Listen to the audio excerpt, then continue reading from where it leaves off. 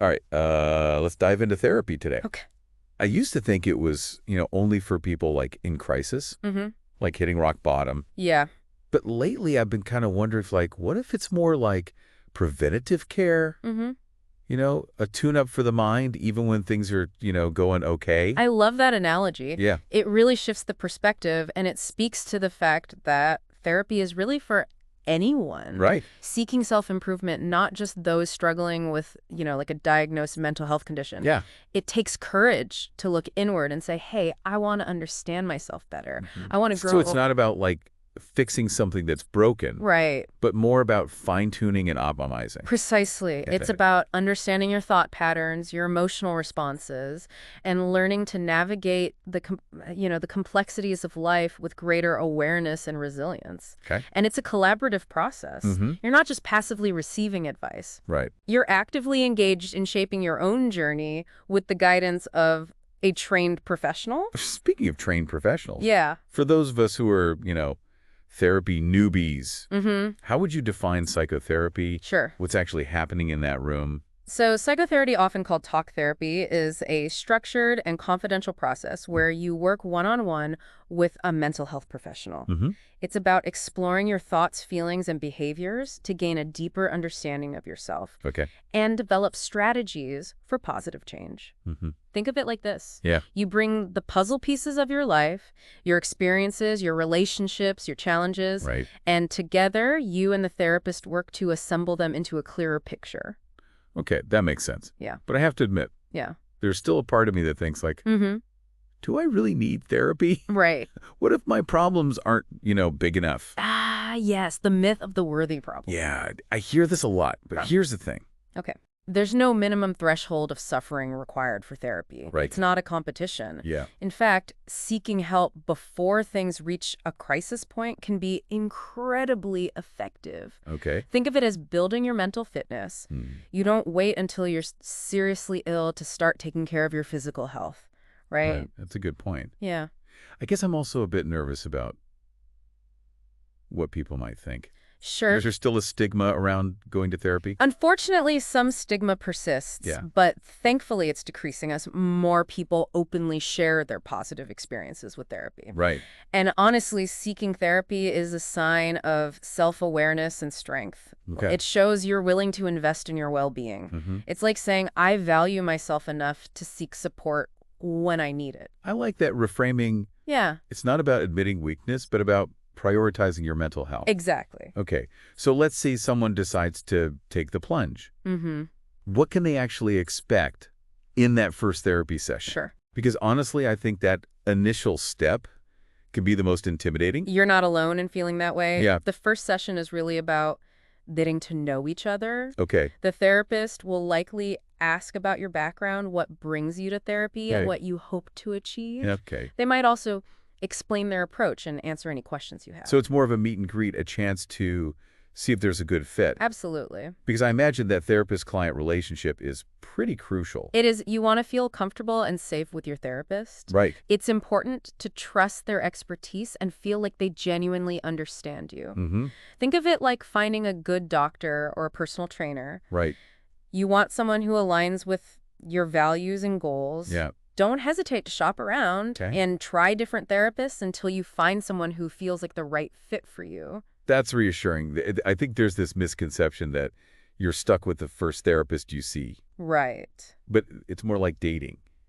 Exactly. You're allowed to explore your actions and find the best match. Exactly. And the good news is many therapists offer free consultations. Oh, that's a great tip. Yeah. I wish I had known that before my first therapy experience. It's a way to get a sense of their personality, their style, Right. and whether you feel comfortable opening up to them. That makes a lot of sense. Yeah. Okay, so let's say you've found a therapist you connect with. Mm-hmm. What actually happens in those subsequent therapy sessions? Well, it varies depending on the type of therapy and your individual goals. Okay. But generally, you'll spend sessions talking about your thought, feelings, behaviors, Right. and exploring pattern that might be contributing to your current challenges. Okay.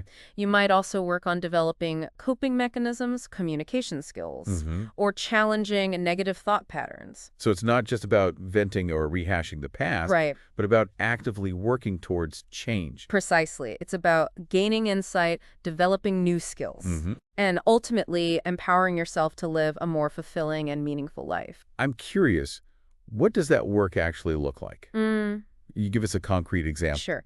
Imagine you're struggling with social anxiety. Okay. In a therapy session, you might role play different social situations with your Mm. therapist, practicing assertive communication and challenging those negative thoughts that are holding you back. Hmm. Or you might explore the underlying reasons for your anxiety, Right. perhaps uncovering past experiences that have shaped your current beliefs about yourself. So it's like having a safe space to practice and experiment with new ways of thinking and behaving. Yeah, I guess that's something you can't really do on your own. exactly. The therapist acts as a guide, offering support, feedback, Hmm. and a fresh perspective. That makes a lot of sense. Yeah, And I imagine it could be pretty challenging at times, right? it can be. Yes. To confront those deeply ingrained patterns and beliefs. Therapy requires honesty, vulnerability, Right. and a willingness to step outside your comfort zone. Hmm. But it can also be incredibly rewarding. It's like peeling back the layers of an onion, Yeah. getting closer to the core of who you are and what truly matters to you. Right. Mm-hmm. Okay, my mind is officially blown. I never realized how much work goes on beneath the surface in therapy. Mm-hmm. It's like emotional archaeology. Yeah, But with all this introspection, right. it makes me wonder, are there different tools or approaches for excavating those hidden depths? Yeah. Because everyone's inner landscape is unique, right? You're spot on. It's not a one-size-fits-all approach. There's a whole spectrum of therapy types, each with its own strengths and techniques. Okay. Kind of like different lenses for viewing and understanding the human experience. Okay, I'm all ears. Let's dive into some of these different therapeutic lenses. What are some of the most common types that people might encounter? Well, one you've probably heard of is cognitive behavioral therapy, or CBT. Okay. It's incredibly popular and has a strong track record of effectiveness for issues like anxiety and depression, Right. but it can be applied to a much wider range of challenges. CBT does seem to be having a moment. Why do you think that is what makes it so effective? It's incredibly practical and action-oriented. Okay. CBT focuses on the interplay between our thoughts, feelings, and behaviors. Hmm.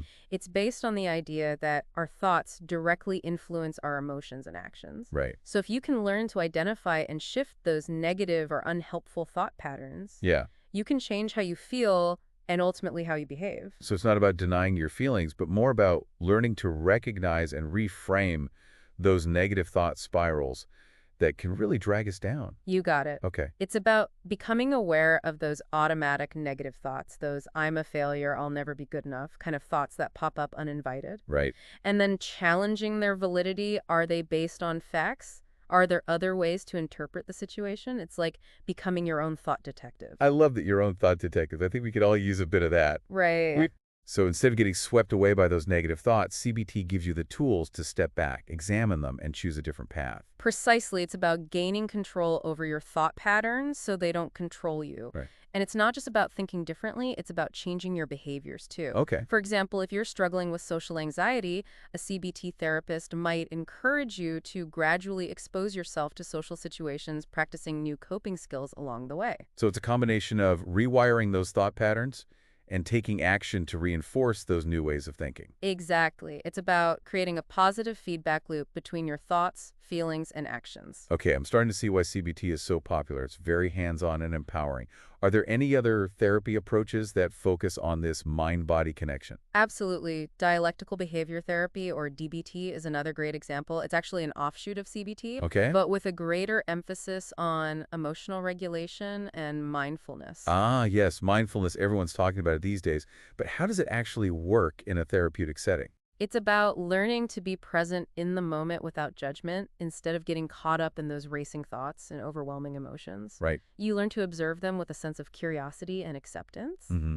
DBT teaches specific skills for managing distress, regulating emotions, and improving interpersonal relationships. So it's like hitting the pause button on that emotional roller coaster, giving yourself space to respond thoughtfully rather than react impulsively. Exactly. It's about building that muscle of self-awareness, recognizing those early warning signs of emotional distress, Right. and having a toolbox of strategies to manage those intense feelings. I could see how that would be particularly helpful for people who tend to get overwhelmed by strong emotions or who struggle with impulsive behaviors. You're right. It was originally developed for individuals with borderline personality disorder, but it's now used very effectively for a wide range of challenges, including eating disorders, substance abuse, and trauma. Wow, so it's a really versatile approach. It seems like CBT and DBT are both very structured and goal-oriented. Are there types of therapy that dove more into the emotional realm? Absolutely. Humanistic therapy, for example, takes a different approach. Okay, It emphasizes empathy, self acceptance, and personal growth. okay. It's based on the idea that we all have an innate drive towards self actualization, this deep desire to become the best version of ourselves. I've heard that term before, self-actualization, but it always felt a bit abstract.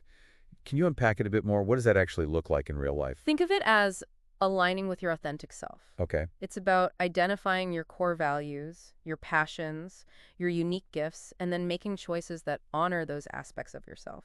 It's about living a life that feels meaningful and fulfilling, even when faced with challenges and setbacks. So it's not about embracing some perfect state of happiness, but about striving to live in a way that feels true to who you are. Exactly. It's about embracing your imperfections, your vulnerabilities, hmm and recognizing that growth is an ongoing process, not a destination. I like that growth is a process that takes the pressure off. So how does humanistic therapy help us move towards this self-actualization? It creates a safe and supportive space for you to explore your inner world without judgment. The therapist acts as a guide, reflecting back what they hear, helping you to clarify your thoughts and feelings, Okay. and ultimately empowering you to make choices that are aligned with your values and goals. So it's less about giving advice or providing solutions and more about facilitating that journey of self-discovery. Precisely, it's about fostering self acceptance and personal responsibility. One well known technique within humanistic therapy is called person centered therapy. Okay. Developed by Carl Rogers, it focuses on creating a warm and accepting environment where the client feels truly heard and understood. That unconditional positive regard can be so powerful for healing and growth, right? Absolutely. It allows you to drop your defenses and explore your inner world without fear of judgment. It's about fostering self acceptance and personal responsibility. I can see how that would be incredibly freeing, especially for people who have struggled with self-esteem or feeling like they have to meet certain expectations. It's like giving yourself permission to just be. Exactly. It's about embracing your whole self, the good, the bad, and everything in between. Okay, so we've covered approaches that focus on the present moment, like CBT and DBT, and those that emphasize self-acceptance and personal growth, like humanistic therapy. Are there therapies that delve into the past to understand how it might be shaping our present? Yes, there are. And one prominent example is psychodynamic therapy. It's based on the idea that our past experiences, especially those from childhood, can have a profound impact on our thoughts, feelings, and behaviors in the present. So it's like those early experiences create a blueprint that we might be unconsciously following even years later. That's a great way to put it. Psychodynamic therapy explores those unconscious conflicts and motivations that might be contributing to current challenges. It often involves analyzing dreams, exploring early relationships, and understanding defense mechanisms, those unconscious strategies we use to protect ourselves from emotional pain. Defense mechanisms, that sounds intriguing. Can you give us an example? Sure, one common defense mechanism is called projection, where we unconsciously attribute our own unacceptable feelings or thoughts to someone else. For example, if you're feeling insecure about your own abilities, you might project that insecurity onto a colleague, perceiving them as critical or judgmental when they're actually just offering feedback. Wow, that's fascinating. It makes you realize how much is happening beneath the surface of our awareness. So psychodynamic therapy helps us bring those unconscious patterns into the light so we can start to understand and perhaps even rewrite them. Exactly. It's about gaining insight into those deep-seated beliefs and patterns that are driving our actions and then making conscious choices about whether those patterns are serving us well. It sounds like a powerful, albeit potentially intense journey.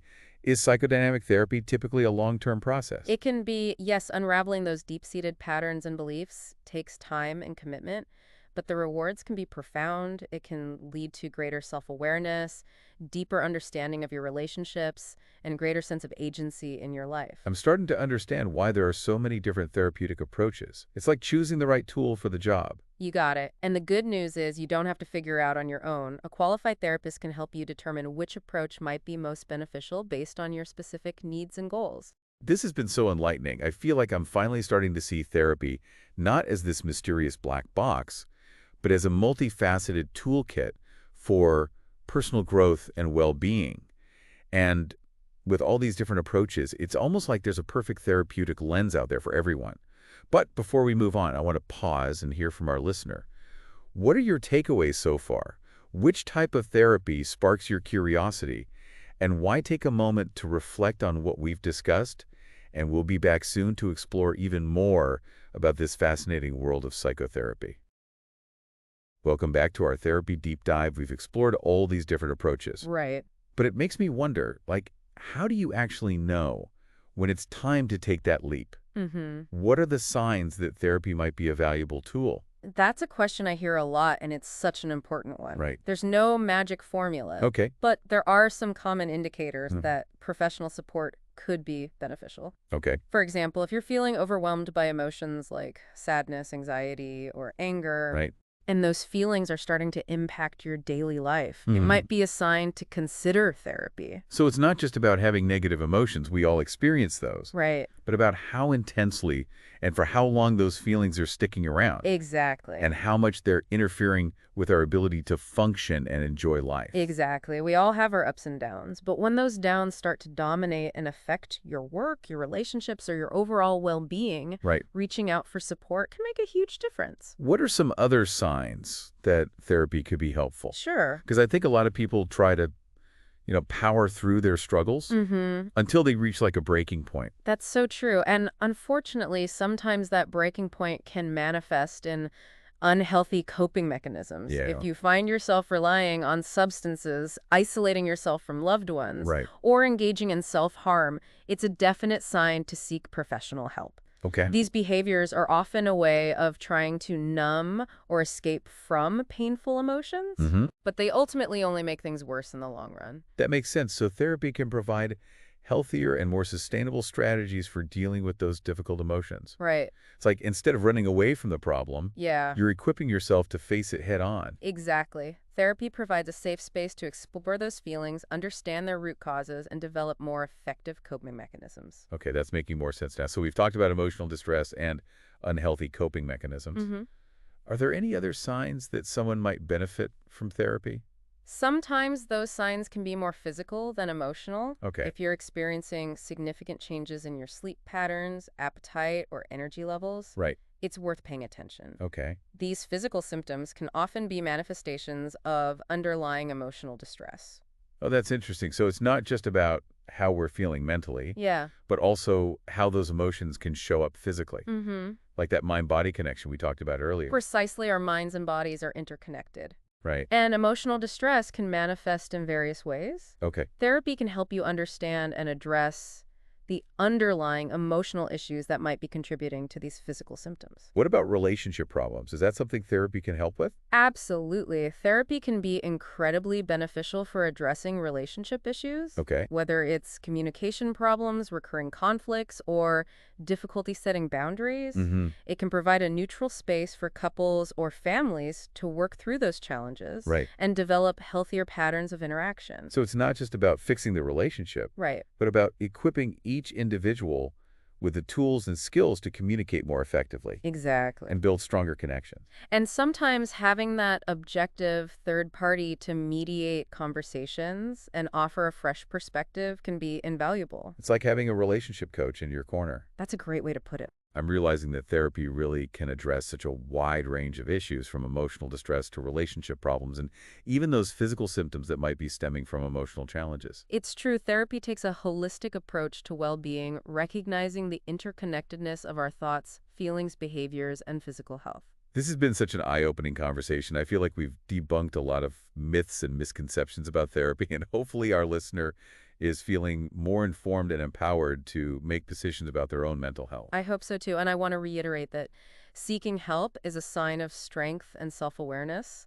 It's about taking control of your well-being and investing in your own happiness. Beautifully said. And as we wrap up this deep dive, I want to leave our listener with one final thought. Sure. If there's one key takeaway you hope they remember, what would it be? I would say be kind to yourself. We all have our struggles, and it's okay to not be okay sometimes. Right. It's okay to ask for help. Reaching out is not a weakness. It's a courageous step towards healing and growth. I love that. And I think it's important to remember that finding the right therapist and the right approach might take some time and experimentation It's a journey, and it's okay to try different things until you find what works best for you. Absolutely. And remember, you're not alone on this journey. There are resources available, people who care, and professionals who are dedicated to helping you navigate these challenges and live a more fulfilling life. This has been such a valuable conversation. Thank you for sharing your expertise with us. My pleasure. And to our listener, we hope this deep dive has left you feeling informed, empowered, and perhaps even a little more hopeful about the possibilities that therapy can offer. Remember, taking care of your mental health is just as important as taking care of your physical health, so be kind to yourselves and keep exploring those amazing minds of yours.